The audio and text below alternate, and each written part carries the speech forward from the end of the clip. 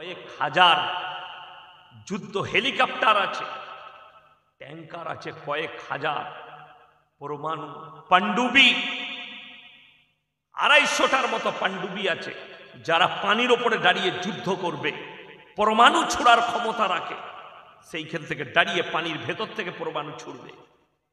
এত অস্ত্র শস্ত্র, তারপরেও কুদরতি বালার কাছে হাঁটু গাড়তে হয়েছে। ক্যালিফোর্নিয়ায় যখন জঙ্গল থেকে আঙ্গুরের চিঙ্গারি ফেলিয়েছে, লস অ্যাঞ্জেলেস গোটা শহরতলিকে নিয়ে নিল। জানেন সেখানে এমন একটা বাড়িতে আগুন লেগেছে, ওই রকম দামি বাড়ি পুরো ভারতবর্ষে একটাই আছে। কটা বললাম? একটা। সেটা হচ্ছে মুম্বাইয়ে আম্বানির, মুকেশ আম্বানির বাড়ি, জিও কোম্পানির মালিকের। জিও কোম্পানির মালিকের বাড়ির খরচ হচ্ছে 15,500 কোটি টাকা। কত বললাম? 15,500 কোটি টাকা খরচ হয়েছে। আর লস অ্যাঞ্জেলেসে যে বাড়িটা গলে গলে নেমেছে সব থেকে দামি, হলিউডের এক অভিনেতা, সেটা হচ্ছে 12,500 কোটি টাকার বাড়ি। 12,500 গলে নেমে গেছে। একটা রলস রয় গাড়ি, পৃথিবীর সেরা কোম্পানি হচ্ছে রলস রয়। কলকাতায় নয়, পৃথিবীতে তাদের কোনো শোরুম নাই রলস রয় কোম্পানি। আপনি অর্ডার করলে তবে তারা গাড়ি তৈরি করে আপনার বাড়িতে পাঠাবে। সেই রকম 100 কোটি, 75 কোটি, 200 কোটি, 150 কোটি টাকা দামি গাড়ি কয়েক লাখ পুড়ে গেছে, কয়েক লাখ। ভারতের সমীক্ষায় বলা হচ্ছে 13,00,000 কোটি টাকার সম্পত্তি শেষ হয়ে গেছে আগুনে জ্বলে। 13,00,000 কোটি। আর্জেন্টিনার একটা দামি প্লেয়ার, তার নাম হচ্ছে লিওনেল মেসি। ঠিক বললাম না? আমি যদিও ফুটবল খেলা দেখি না, কোনো খেলাই দেখি না, সময় নেই। আমার ভাই অনেক আমাদের যুবক আছে মেসির ভক্ত, ঠিক কিনা? মেসিকে ভালোবাসি, মেসির ভক্ত। সেই ভক্তরা শুনে লাও, যেদিনে লিওনেল মেসি বিবাহ করতে গেছে, তার স্ত্রীকে, তার 5 বছরের সন্তানকে নিয়ে গেছে। তার মানে বিয়ের আগে ছেলে হয়েছে। এটা ইসলামে জায়েজ না হারাম? হারাম আওলাদ। নামগুলো করে দিচ্ছি। দিয়েগো মারাদোনা, ফুটবল সম্রাট বলা হয়, এটাও আর্জেন্টিনার প্লেয়ার। 11টা প্লেয়ারকে কাটিয়ে গোল করেছিল। এই দিয়েগো মারাদোনা যেদিনে বিবাহ করতে গেছে, তার 9 বছরের মেয়েকে নিয়ে তার মাকে বিয়ে করতে গেছে। মানে মেয়েটার বয়স 9 বছর হয়েছে, তারপরে তার মাকে বিয়ে করেছে। তার আগে ছিল তার মা গার্লফ্রেন্ড, তার আগে গার্লফ্রেন্ড। আর আমাদের আজকে ভারতবর্ষে আমাদের যুবক যুবতীর কাছে ওই পাপ ছুটে এসছে। তারা কলেজে ইউনিভার্সিটিতে পড়াশোনা করে, আর তারা বলছে আমরা রিলেশনে আছি। রিলেশন যেদিনে মন যাবে সেদিনে ছেড়ে দেবো। আর যদি বাচ্চা হয়ে যায়, ও আমার পরিচয় নিয়ে বাঁচবে। জোরে বলুন নাউজুবিল্লাহ। আজকে অনেকজন আপত্তি করে, আপনাদিকে উত্তর শিখিয়ে দিয়ে যাচ্ছি। ব্রেন, এই ব্রেনের কানটা খুলবেন আর হৃদয়ের কান দিয়ে শুনবেন। যদি এই কানে শুনেন, এই কান দিয়ে শুনলে এই দিকে বেরিয়ে যাবে। বিসমিল্লাহ। এই কান দিয়ে শুনলে এই কান দিয়ে বেরিয়ে যাবে, হৃদয়ের কান দিয়ে শুনেন। মায়েরা শুনবেন আপনারা। যদি কোনো অমুসলিম ভাই আপনাকে বলে, আপনি উত্তর দিতে পারবেন বাজারে ঘাটে রাস্তায় আপনার বন্ধু বান্ধবকে। ইসলামে 4টা বিয়ে করা জায়েজ আছে। ঠিক বললাম না ভুল বললাম? 4টা বিয়ে করা ইসলামী শরীয়তে জায়েজ। অনেক ধর্মের মানুষ আপত্তি তুলে। আসামের মুখ্যমন্ত্রী হিমন্ত বিশ্ব শর্মাজি, তিনি ডাইরেক্ট মিডিয়ার সামনে বলেছেন, মুসলমান 4 শাদিয়া করতে, इसके ऊपर भी कानून होनी चाहिए। স্টেজে আমরা যজন আছি, বিয়ে হয়েছে কটা বউ? 4টা কার আছে? হাত তুলে। একটাতেই ঝামেলা শেষ নাই। দিল্লি কা লাড্ডু जो खाएगा वो भी पछताएगा, जो ना खाएगा वो भी पछताएगा। একটাতেই ঝামেলা শেষ নাই। এরা বলছে 4টা নিয়ে ঝামেলা কর। দুঃখ, 4টা ইসলামে জায়েজ আছে। আল্লাহ রাব্বুল আলামিন কোরআনকে অবতীর্ণ করেছেন, রাসূল আকরাম সাল্লাল্লাহু আলাইহি সাল্লামকে পাঠিয়েছেন। এই কোরআনে গোটা পৃথিবীর বায়োডাটা আল্লাহ ভরে দিয়েছেন। জোরে বলুন সুবহানাল্লাহ। কিয়ামতের সকাল পর্যন্ত কতগুলো পাপ আসবে, সমস্ত পাপকে ট্যাকেল দিবার জন্য কোরআন আর হাদিস 24 ঘন্টা রেডি আছে। জোরে বলুন সুবহানাল্লাহ। আজকে দেখুন, আপনাকে বলে দিই, বৈজ্ঞানিক পদ্ধতি পৃথিবী উন্নতি লাভ করেছে, করেছে না করেনি? আপনার বাচ্চা যাদের হয় না, আগে আমরা বলতাম বাঁজা। আগেকার মানুষ কি মনে করত? আমার স্ত্রীর প্রতি ভালোবাসা কমে যাবে, তাই আর দ্বিতীয় বিয়ে করা যাবে না। কোরআনে আছে, এর ব্যাখ্যা বিশ্লেষণ রাসূল করেছেন হাদিসে। যদি তোমার স্ত্রী বন্দা হয়, তোমার স্ত্রীর যদি বাচ্চা না হয়, তুমি দ্বিতীয় বিবি গ্রহণ করো। আপনারা বলুন, কেউ যদি দ্বিতীয় বিয়ে করতে চায়, আলেমরা তালবে ইলমরা ছাড়া আপনারা বলবেন, কেউ দ্বিতীয় বিয়ে করতে গেলে বইয়ের কাছে অনুমতি দিতে হবে না হবে না? হ্যাঁ, যে বলছেন নিতে হবে তাকে বলছি, রাতের বেলায় গিয়ে যদি বউকে বলো যে আমি কালকে আর একটা বিয়ে করছি, তোমাকে চুমু খাবে না ঝাঁটা করে মারবে? আরে ভাই, ইসলাম বলছে বিবির কাছে অনুমতি দিবার প্রয়োজন নাই, তুমি দ্বিতীয় বিবি গ্রহণ করতে পারো, কোনো অনুমতির প্রয়োজন নাই। যে মায়েরা জলসা শুনছে তারা মনে মনে ভাববে, আচ্ছা আটকুরোর বেটা মৌলবীকে দাওয়াত দিয়েছে, কিন্তু বিয়ে করার কথা। আর অনেক ছেলে মনে মনে ভাবছে যে আজকে একটা ভালো মৌলবীকে দাওয়াত দিয়েছিস, কাল কি দীপালিকে বিয়ে করবো, তুইও মার খাবি আমিও খাবো। এটার মানে এটা নয়, দ্বিতীয় বিবাহ বিবির কাছে অনুমতি নয়। কিন্তু আল্লাহ তাআলা বলেছে, তোমার হৃদয় যদি বলে দুটো বিবিকে সমান চোখে দেখতে পারবো না, তোমার জন্য একটাই বিবি যথেষ্ট। এইটা হচ্ছে ইসলাম। কেউ যদি দুটো বউ রাখে, একটা বউকে 500 টাকা দামি শাড়ি আর একটা বউকে 400 টাকা, সে রেডি হয়ে যাও, তাহাজ্জুদ গুজার হলেও কবরের আযাব তোমার কেউ রুখতে পারবে না। তুমি যদি কাবা ঘরে নামাজ পড়ো আর দুটো বিবিকে দুই দুই করো, তোমার আযাব কোনো পৃথিবীর মৌলবি দোয়া করে রুখতে পারবে না, এটা মাথায় লেখে লাও। ওই জন্য ইসলাম, মায়েরা শুনেলেন, আপনার স্ত্রী অসুস্থ, আপনি কলকাতায় ডাক্তারের কাছে নিয়ে গেছেন, বাঙ্গুরে কিংবা পিজিতে, ডাক্তার বলল তোমার স্ত্রীর যা রিপোর্ট দেখে বুঝতে পারছি কন্ডিশন, তোমার স্ত্রীর সঙ্গে শারীরিক সম্পর্ক করা যাবে না, নিষেধ করে দিল, মৃত্যুকাল পর্যন্ত তোমার স্ত্রীর যা অবস্থা করা যাবে না। এই মুহূর্তে আপনারা বলুন, জিনা করা ভালো না হালাল বিবি রাখা ভালো? হালাল বিবি রাখা ভালো, তাই না? যারা বলছে মুসলমান 4 শাদিয়া করতে হ্যাঁ, সেই হারামখোর ঘরে একটা বউ রেখেছে, বাইরে 3টে রেখেছে জিনা করার লেগে। ইসলাম নিষেধ করেছে, কোরআন খুলুন, ওয়ালা তাকরাবুজ জিনা ইন্নাহু কানা ফাহিশা ওয়া সাআ সাবিলা, সূরা বনী ইসরাঈল। ব্যভিচার করা তো দূরের কথা, হে নবী বলে দাও যে রাস্তায় ব্যভিচার হয় সেই রাস্তার ধারে পাশে তোমরা যাতায়াত করবে না। জোরে বলুন সুবহানাল্লাহ। তোমার প্রয়োজন তুমি আর একটা বিবি গ্রহণ করো যৌন চাহিদা মিটাবার জন্য, আর একটা বিবি গ্রহণ করো, হালাল রূপে গ্রহণ করো। যদি তোমার মনে হয় দুটো বিবিকে সমান চোখে দেখবো, তুমি আর একটা যৌন চাহিদার জন্য বিবাহ করেছো, তার জন্য এটা নয় যার সঙ্গে তোমার শারীরিক মিলন হয় না তার সঙ্গে খারাপ ব্যবহার করবে, তার পা টিপে দিতে হবে, তার ব্যবহার তার সঙ্গে ভালো রাখতে হবে, তার কপালে চুম্বন দিতে হবে, তাকে সান্ত্বনা দিতে হবে। কি করব বলো, আমি তোমাকে অতটাই মহব্বত করি। আপনি দুটো বিবির দোয়া পাবেন, আপনার জান্নাত আরো কাছে হয়ে যাবে। জোরে বলুন সুবহানাল্লাহ। আমাদের দেশের যারা বলছে দুটো বিয়ে কেন মুসলমান করবে, সেই হারামখোররা 3টে বাইরে মেয়ে রেখেছে, ঘরে একটা। একবার দেখবেন আমাদের দেশের একজন এমপি আছেন, মাথায় টুপি লাগিয়ে, হায়দ্রাবাদে, ব্যারিস্টার আসাদউদ্দিন ওয়াসি। সে পার্লামেন্টে বলেছিল, মিডিয়া দিকে বলেছিল, বাইরে দাঁড়িয়ে बोले अरे हैदराबाद एयरपोर्ट में हमारा साथ एक एमपी का मुलाकात हुआ, तो मैंने बोला कि भाई ये भाभी कौन है? बोले क्यों? बोले अगले बार तो दिल्ली में दूसरे भाभी का साथ मुलाकात हुआ। बोले नहीं ये गर्लफ्रेंड है।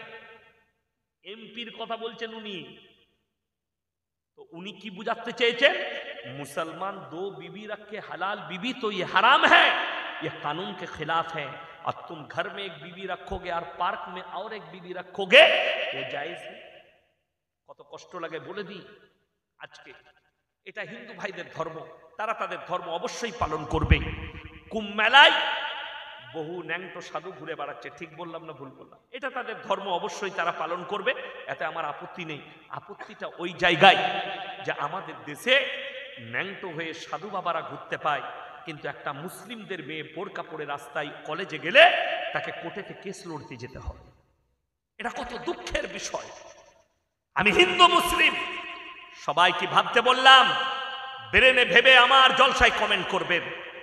নিজের দিল আর দিমাগকে জিজ্ঞেস করে যদি গোবর আর মুতখোর যদি না হয়ে থাকেন তাহলে কমেন্ট করবেন, যদি গোবরখোর আর মুতখোর হন তাহলে কমেন্ট করবেন না, আপনি গালি আমাকে দিবেন।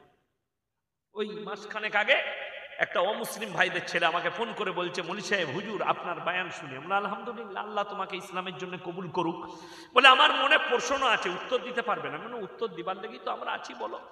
বলে আমি, আপনারা তো গরুর গোশ খান? মানে হ্যাঁ। গায়ের গোশ খান? হ্যাঁ। গায়ের দুধ খান? বলে অবশ্যই খাই। আমি যখন ছোট ছিলাম, আমাদের বাড়িতে 10 কিলো 12 কিলো দুধের গাই থাকতো। মা দুধগুলো একটাও বিক্রি করতো না, সব রেখে দিত আমাদের 6 ভাই বোনের জন্য, আমরা খেতাম গিলাস গিলাস।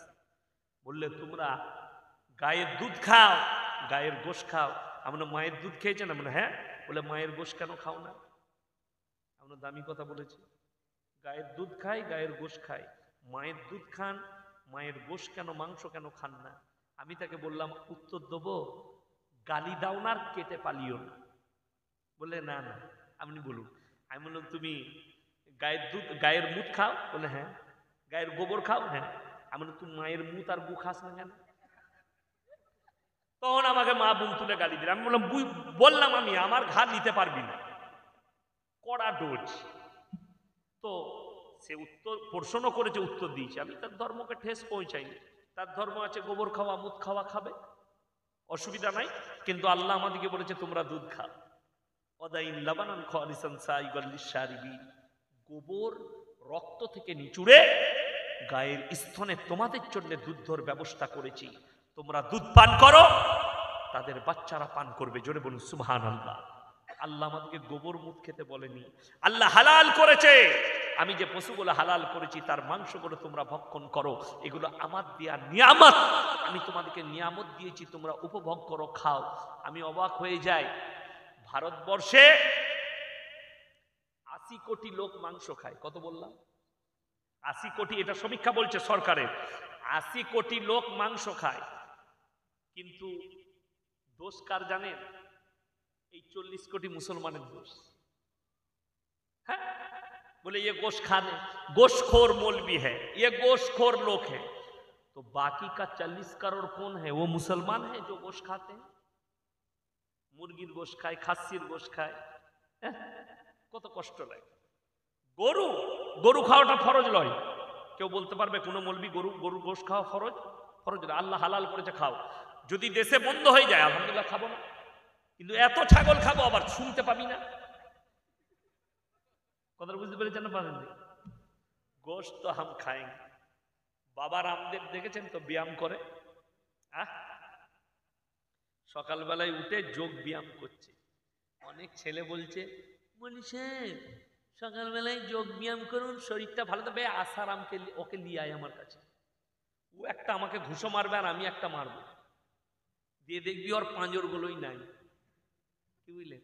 এটা তো দুধ খাওয়ার গোশ খাওয়া বডি, কি বুঝলেন? মুত খাওয়া গোবর খাওয়া বডি নয়। অবাক লাগে, দুঃখ লাগে। আজকে হিন্দুস্তানের মাটিতে কষ্ট এইটাই, বেঈমান কাফেররা ঠান্ডা মাথায় আপনার আমার সন্তানকে জিনায় লিপ্ত করছে, আপনি বুঝতে পারেন না।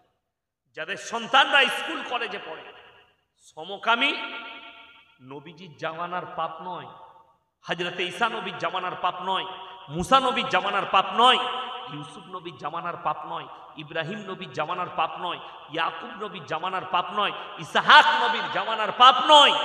এই পাপ হচ্ছে হযরতে লূত নবীর কওমের পাপ। আজকে মডেলিং হয়ে ফিরে এসছে।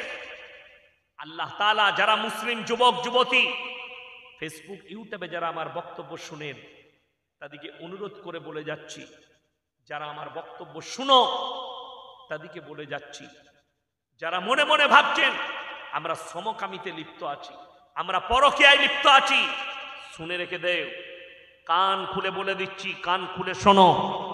তোমার পূর্বে আল্লাহ তাআলা কোরআনের লাকির টেনে দিয়েছে।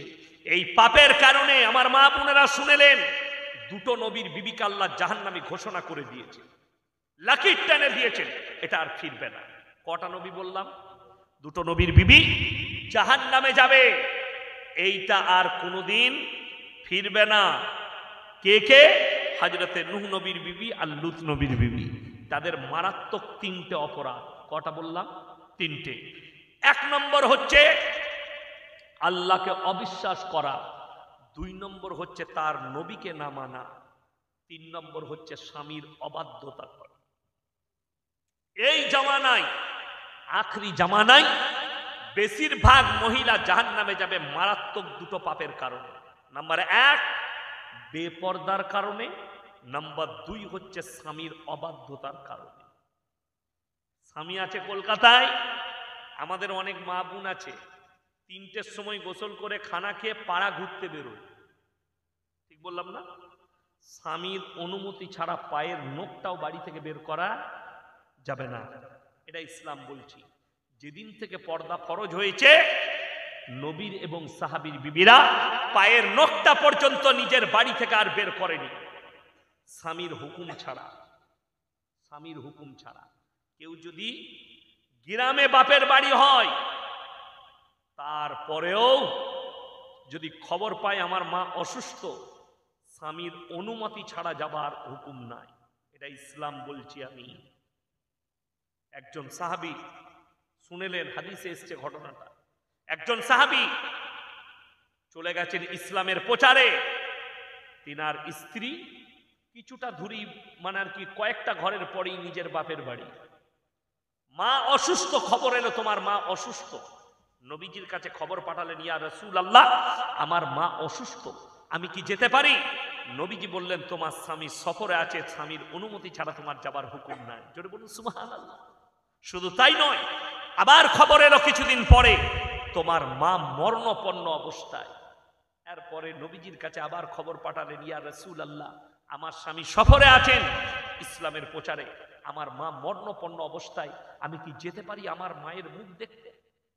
নবীজি নিষেধ করলেন, স্বামীর হুকুম ছাড়া যাবার কোনো উপায় নেই। যেদিনে মাইয়াত হলো, মা দুনিয়া ছেড়ে চলে গেলেন, নবীজির কাছে খবর পাঠালেন, ইয়া রাসূলুল্লাহ, আমার মা তো দুনিয়া ছেড়ে চলে গেছে, স্বামী সফরে আছে। নবীজি আল্লাহর হুকুম পেয়ে তবে অর্ডার দিলেন যে তুমি একবার তোমার স্বামীর মুখটা দেখতে, মায়ের মুখটা দেখতে যেতে পারো। জোরে বলুন সুবহানাল্লাহ। এটা ইসলাম। আজকে আমাদের মা বোন স্বামী বাইরে থাকে কিংবা বাইরে আছে, ও বাজার যাবে, স্বামীর প্রয়োজন নাই, ও ঠিক চলে গেল টোটো ভাড়া করে, ও জিজ্ঞেসও করবে না। বাপের ঘর যাচ্ছে, বাপের ঘরে গিয়ে ফোন করছে, হ্যালো আমি চলে এসেছি। তুই কবে গেলি? আমাকে বললি না। ও তোমাকে আবার কি বলবো, চলে এসেছি। এই যে কথাটা, এইটার কারণে বেশিরভাগ মহিলা জাহান্নামে যাবে। হযরতে লূত নবীর কওম বিবি আর হযরতে নূহ নবীর বিবি, আল্লাহ তাআলা দুটোই কওমকে ধ্বংস করেছেন। দুটোই কওমের মারাত্মক অপরাধ। নাম্বার 1, নূহ নবীর কওম, তাদের অপরাধ ছিল পৃথিবীতে সর্বপ্রথম শিরকের কাজ শুরু করেছে নূহ নবীর কওম। পাথরের উপাসনা, আগুনের উপাসনা, গাছের উপাসনা, মানুষের উপাসনা শুরু হয়েছে নূহ নবীর জামানা থেকে। দেখবেন বাগেশ্বর ধাম বাবা, অনেক হিন্দু ভাই পণ্ডিতরা বলে হামারা সনাতন ধর্ম আজ সে 5000 সাল পুরান। কত বললাম? রেওয়ায়েত বলছে, আমাদের হাদিস বিশারকরা বলছেন আজ থেকে নূহ নবীর জামানাটা 5000 বছর আগেকার জামানা। আর রেওয়ায়েতে কোরআনে পাওয়া যায়, কোরআনের ব্যাখ্যা বিশ্লেষণে পাওয়া যায়, হাদিস থেকে পাওয়া যায় যে নূহ নবীর জামানা থেকেই দেবদেবীর উপাসনা শুরু হয়েছে, আল্লাহ ব্যতীত অপরের উপাসনা, শিরকের কাজ শুরু হয়েছে নূহ নবীর জামানা থেকে। আগুনের উপাসনা হতো, গাছের উপাসনা হতো, সূর্যের উপাসনা হতো, পানির উপাসনা হতো, ওই যুগ থেকেই শুরু হয়েছে। লূত নবীর কওমের মারাত্মক অপরাধ, আল্লাহ তাদেরকে নূহ নবীর কওমকে বন্যা দিয়ে ধ্বংস করে দিলে। আপনি অবাক হবেন, যারা ভাবছেন না আমি যতই পাপ করি আমার বাপ তাহাজ্জুদ গুজার, যে ভাবছেন আমি যতই পাপ করি আমার বাপ মৌলবি, আমার বাপ হাজী সাহেব, পার করাবে, তারা কান খুলে শুনে নেন। নৌকার ওপরে নূহ নবী, তার ছেলে কেনান হাবুডুবু খেয়ে মারা যাচ্ছে। যখন বাপ, নূহ নবী তো একজন পিতা না, পিতা নয়, নবী তো বটেন কিন্তু পিতা, সন্তানের বাপ, যখন সন্তানকে দেখছে হাবুডুবু খেয়ে মারা যাচ্ছে, পিতৃস্নেহ জেগে গেছে, আল্লাহর কাছে দোয়া চাইলেন, কি বলে? লা আসিমাল ইয়াউমা মিন আমরিল্লাহ, ওগো আল্লাহ, এটা আমার ঔরসজাত পুত্র, তুমি একে রক্ষা করো। এটা আমার ঔরসজাত পুত্র, আল্লাহ তুমি একে হেফাজত করো। আল্লাহ তাআলা বললেন লামিনাল খাসিরিন, যে আমাকে মানেনি, আমার নবীকে মানেনি, আমার দ্বীনকে মানেনি, তার জন্য তুমি আমার কাছে আবেদন নিবেদন করো না, তা না হলে তোমাকেও ক্ষতিগ্রস্তদের মধ্যে ফেলে দেবো। নূহ নবীর দোয়া বন্ধ হয়ে গেল। কার জন্যে? সন্তানের জন্যে। তার বিবি জাহান্নামে যাবে। আল্লাহ লূত নবীর কওমকে রুটির মতো পাল্টালো, খালি সমকামিতে লিপ্ত হওয়ার কারণে। আপনারা যারা শিক্ষিত যুবক যুবতী আছেন, তাদেরকে অনুরোধ করছি, পৃথিবীর যে ম্যাপটা আছে সেই ম্যাপটা বার করবে আর পড়ে দেখে নিবে। সেখানে একটা দরিয়ার নাম হচ্ছে, সমুদ্রের নাম হচ্ছে মরা সাগর, সাগরের নাম মরা সাগর, যেখানে একটা পোকা মাকড় জন্মায় না, কীট পতঙ্গ জন্মায় না। সেই সাগরের ওপরই আল্লাহ তাআলা লূত নবীর কওমকে পাল্টিয়েছিল। তারা এতটাই অভিশপ্ত, সেখানে একটা পোকা মাকড়ও জন্মায় না, সব সরে গেছে সেখান থেকে। কিয়ামতের দিনে আল্লাহ ঘোষণা করলেন তার বিবি জাহান্নামী। এটা লাকির টেনে দিয়েছেন।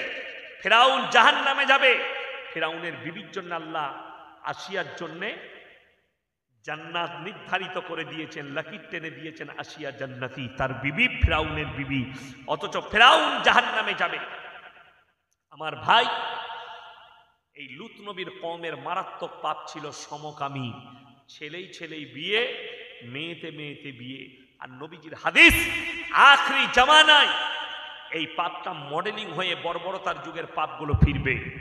সমকামী তো সেই যুগে ছিল, জাহালাতের যুগে, নবীজি সাল্লাল্লাহু আলাইহি সাল্লামের আগের যুগে। যেদিনে নবীজি এসছেন তার আগে মানুষ নারীদের ইজ্জত করত না। আল্লাহর কসম, আল্লাহর রসুল এসছেন, নারীদের ইজ্জত ফিরে পাওয়া গেছে পৃথিবীতে। জোরে বলুন সুবহানাল্লাহ। যদি আরো জানতে হয়, আমাদের দেশের যারা সনাতনী ভাই আছেন, যাদের কাছে আমার আওয়াজ পৌঁছাই, যারা ইউটিউব ফেসবুকে জলসা শুনেন, শুনে যান। সনাতনী ভাইদের একটা প্রথা ছিল এই ভারতবর্ষে, সেটার নাম হচ্ছে সতী দাহ প্রথা। স্বামী মারা গেলে জ্যান্ত অবস্থায় স্ত্রীকে ওই চিতায় জ্বালানো হতো। প্রথা বন্ধ কে করেছেন? রাজা রামমোহন রায়। কি করে? তিনি পড়েছেন বায়োডাটা অফ মুহাম্মদ সাল্লাল্লাহু আলাইহি সাল্লাম। আল্লাহ নবী সাল্লাল্লাহু আলাইহি সাল্লাম 11টা বিবাহ করেছেন, তার মধ্যে 10টা বিধবাকে। জোরে বলুন সুবহানাল্লাহ। প্রথম বিবি তিনি হচ্ছেন খাদিজাতুল কুবরা রাদিয়াল্লাহু তাআলা আনহা। 40 বছর বয়সের বিধবা, নবীজি 25 বছরের যুবক। পৃথিবীকে তাক লাগালেন আর মেসেজ দিলেন গোটা পৃথিবীর মানুষকে, শুধু মুসলিমকে নয়, গোটা পৃথিবীর মানুষকে মেসেজ দিলেন। বিধবাটা ডাস্টবিনে ফেলার জন্য নয়, বিধবাটা ব্যভিচার করার জন্য নয়, বিধবাটা রাস্তায় ঘুরে বেড়াবার জন্য নয়। তোমাদের যদি পছন্দ হয়, বিধবাটাকে স্বীকৃতি দাও বিবাহ করে, এর মধ্যেও আল্লাহ খায়ের আর বরকত রেখেছেন। জোরে বলুন সুবহানাল্লাহ। আমাদের সমাজের সমস্যা কি জানে? কোনো যদি একটা অবিবাহিত ছেলে, একটা মেয়ে যদি গ্রামের বিধবা হয়, একটা বাচ্চা আছে, স্বামী মারা গেছে কিংবা স্বামী ডিভোর্স দিয়েছে, তা আমাদের সমাজের লোক মনে করে ওই বিধবা মেয়েকে বিয়ে করা যাবে না, যেহেতু তুমি অবিবাহিত ছেলে, তুমি কেন করবে? এটা হচ্ছে নোংরা ভাষা, এটা হচ্ছে রসুল বিরোধী ভাষা। আল্লাহ নবী সাল্লাল্লাহু আলাইহি সাল্লাম 25 বছরের যুবক, যিনি পৃথিবীর শ্রেষ্ঠ পয়গম্বর, শ্রেষ্ঠ মানুষ, তিনি পৃথিবীর মানুষকে প্রথম বিধবাকে বিবাহ করে মেসেজ দিলেন যে বিধবাটা ডাস্টবিনে ফেলার জন্য নয়। আর আপনি আপনার সন্তানকে বলছেন বিধবাকে বিয়ে করা যাবে না। ভাই যদি মারা যায়, বড় ভাই যদি মারা যায়, আর যদি ভাবি থাকে, তার যদি দেওর থাকে, ছোট ভাই থাকে, তার উচিত তার ভাবিকে বিয়ে করে দেওয়া, নেকি পাবে, সন্তানরা বাপ পেয়ে যাবে এবং স্ত্রী তার দিন ঘুরে পাবে, রাস্তায় তাকে ঘুরতে হবে না। আজকে যদি পাড়ায় একটা বিধবা থাকে, সে যদি বিবাহিত না হয়, বিয়ে না করে, অনেক নেতা আছে, অনেক হারামখোর আছে, জিনা করার তাদেরকে প্রলোভন দেয়। ঠিক বললাম না ভুল বললাম? আমার সঙ্গে রাত কাটাও, পয়সা দাও। যে মায়েরা শুনছেন তাদেরকে বলছি পরকীয়ায় লিপ্ত হইও না। আল্লাহ তাআলা জিনার রাস্তা নিষেধ করেছে, মারাত্মক অপরাধ, যেখানে আল্লাহ তাআলা মুমিনদের আখলাক বর্ণনা করেছেন। কাদ আফলাহাল মুমিনুন, হে আমার নবী বলো প্রকৃত মুমিন কারা? তাদের এক নম্বর আখলাক হবে আল্লাযীনা হুম ফি সলাতিহিম খাশিউন, তারা যেন ধীর স্থিরতার সঙ্গে নামাজ আদায় করে। ওয়াল্লাযীনা হুম আনিল লাগবি মুরিদুন, এবং তারা যেন গুনাহ কাটা থেকে নিজেদেরকে বঞ্চিত রাখে। ওয়াল্লাযীনা হুম লিযাকাতি ফাইলুন, এবং তাদের যাকাত ফরজ হলে তারা যেন যথাযথভাবে যাকাত আদায় করে। ওয়াল্লাযীনা হুম লিফুরুজিহিম হাফিজুন, এটা মারাত্মক, নারী হোক কিংবা পুরুষ হোক, তারা যেন তাদের লজ্জাস্থানের হেফাজত করে। লজ্জাস্থানের হেফাজত। আজকে বেঈমান কাফেররা জিনাকে আম করতে চাইছে আপনার কাছে, যেন এদের কাছে জিনাটা আম হয়ে যায়। আজকে স্কুল কলেজের ছেলেরা শুনেলেন, পতিতালয়ের থেকেও মারাত্মক পতিতালয় হচ্ছে পার্কগুলো, যেগুলো অবাধে জিনা চলছে টিকিট কেটে। আর সেখানে আপনার আমার সন্তান যাচ্ছে। আপনার সন্তানের কাছে কৈফিয়ত নিতে হবে, কেন এই জিনিসটা এলো? জানেন এই বর্বরতা কেন এসছে? আজকে দুঃখটা মা বাবার প্রতি এটাই। আমি ক্ষোভ প্রকাশ করে যাচ্ছি পশ্চিম বাংলার মুসলিম মা বাবাদের কাছে। তুমি তো বলছো আমি যোগ্য বাপ, কিন্তু তোমার থেকে বড় নালায়েক বাপ কেউ নেই। তুমি বলছো আমি একটা যোগ্য মা, আমার সন্তানকে মানুষ করি, তোমার থেকে অযোগ্য মা পৃথিবীতে কেউ নেই। তোমার সন্তান একদিন টিউশন কামাই করলে তুমি তাকে বেত্যাঘাত করো, একদিন স্কুল কামাই করলে বাপ সন্তানকে মারে, স্কুল কেন যাওনি? হাই রে মুসলমান! আর সন্তান 12 বছরের পর থেকে সন্তানের বয়স 20 বছর হয়ে গেল, জীবনে কোনোদিন তাকে বলনি আজকে নামাজ কেন পড়ো? ঠিক বললাম না ভুল? তুমি আল্লাহর কাছে কি উত্তর দিবে? আল্লাহর কাছে কিভাবে দাঁড়াবে? এই সন্তান ইশারা করবে, আল্লাহ এই আমার মা বাপ জীবনে আমাকে নামাজের জন্য ইশারা করে, তখন তোমাদিকে তোমার সন্তানের কারণে জাহান্নামে যেতে হবে। তুমি নামাজি, অথচ তোমার সন্তানকে নামাজের তাকিদ করনি, তোমার সন্তানকে নামাজের জন্য বলনি। 7 বছর বয়স হলে জুম্মার দিনে মসজিদে পেতনের কাতারে নিয়ে এসে দাঁড় করিয়ে দেন। আমি মা দিকে বলে যাচ্ছি, তোমার সন্তান মেয়ের, যে মেয়েদের 9 বছর বয়স হয়েছে, এই বছর থেকেই তাদেরকে রোজা রাখান, সেহরিটা খাও, রোজা রাখো। দেখবেন যদি সে কষ্ট মষ্ট করে রোজা রাখতে না পারে, শরীর খারাপ হয়ে যায়, রোজাটা ভেঙে দাও। কিন্তু যেদিনে পারবে রেখে দিবে, কি হবে? অভ্যাস হবে। সে যখন 12 বছরে বালিগ হয়ে যাবে, তাকে আর রোজা রাখার লেগে বলতে হবে না, অভ্যাস করুন। আমার ছোট মেয়ে 5 বছর বয়স থেকে সে আমার সঙ্গে সেহরি খায়, এখন তার বয়স 7 বছর। আমি আজকেই জিজ্ঞেস করছিলাম, আমার পাশে শুয়েছিল দুপুর বেলায়, আমি বললাম রোজা রাখবে তো? বলে আমাকে উঠবে, আমি সেহরি খাবো, রোজা রাখবে। ঠিক যখন ভোগ লাগে আসরের সময়, তখন বলে আব্বু আমি পানি খেয়ে নিয়েছি। আমি বললাম তোমার রোজা হয়ে গেছে, একে আর রোজা রাখার জন্য আমাকে বলতে হবে না। এই যখন 12 বছরে যাবে, অটোমেটিক রোজদার হবে। যারা আপনারা আছেন, আমার স্ত্রী নামাজ পড়ে না ভাবছেন, আমার সন্তান নামাজ পড়ে না, তাদেরকে অনুরোধ করব, এশার নামাজটা মসজিদে পড়বেন, সুন্নত বেতের বাড়িতে পড়বে। বাড়িতে গিয়ে স্ত্রীকে বলা মুসল্লাটা দাও। ফজরের সময় আপনি এটা মনে করেন না আমার বউ ঘুমাচ্ছে, ঘুমো, আমি আসি নামাজ পড়ে। তো আরাম করতো, নামাজ পড়ো তো দূরে, তুই কবরে কেলানি খাবি। আমি বলে যাচ্ছি, বিবিকে উঠাবেন, আজান হয়েছে, উঠো, উজুর পানিটা আমাকে দাও, গরম করে গরম পানি দাও। আপনাকে উজুর পানি দিল, আপনি উজু করলেন, উজু করে মুসল্লাটা দাও, আপনি সুন্নত নামাজটা বাড়িতে পড়লেন, মসজিদে গিয়ে ফরজ আদায় করলেন। জেনে রেখে দিবেন আপনার স্ত্রীর উপরে আসর পড়বে। আমার স্বামী নামাজ পড়ে, আমি পড়ি না, আপনি স্ত্রীকে রোজ দাওয়াত দেন। যদি বেনামাজি হয়, স্ত্রীরা শুনে নাও, স্বামী যদি বেনামাজি হয়, রোজ স্ত্রী স্বামীকে দাওয়াত দাও, ফজরের সময় উঠি দাও, উঠো গো নামাজ পড়া। উঠাবে কি করে? অনেক আবার হারাম করেছে, হাত চালিয়ে দিই, তাই না? আমি বলছি হাত চালালেও তুমি উঠাও, তোমার সন্তানকে উঠিয়ে দাও। আমরা অনেকে জানি না। জানেন মানুষের ব্রেন খালি কখন থাকে? ফজরের সময়।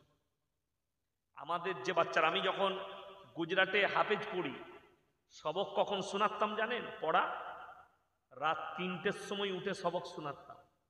ফজরের আগে সবক পারা হয়ে যেত, তারপরে নাস্তার পরে আমুকটা শুনিয়ে দিতাম। বিকাল হতে হতে মাগরিব পর্যন্ত সবক ইয়াদ হয়ে যেত আমার। পরের দিনকার ফজরের সময় ব্রেন খালি থাকে, ওই সময় মাথায় বসে। আপনি ফজরের সময় উঠে, আমাদের দেশের মায়েরা এমনি সারা বছর কোরআন পড়বে না, কিন্তু রমজানে কোরআন ছাড়বে না, ঠিক বললাম না? আর আপনি বলছেন বাড়িতে বরকত চাই। আরে কোরআন এমন এক মুকাদ্দাস কিতাব, কাঁসা পিতলের জিনিস জানেন? কাঁসা পিতলে সেটা ঘষলে বেশি চকচক করে না ভরে রাখলে চকচক করে?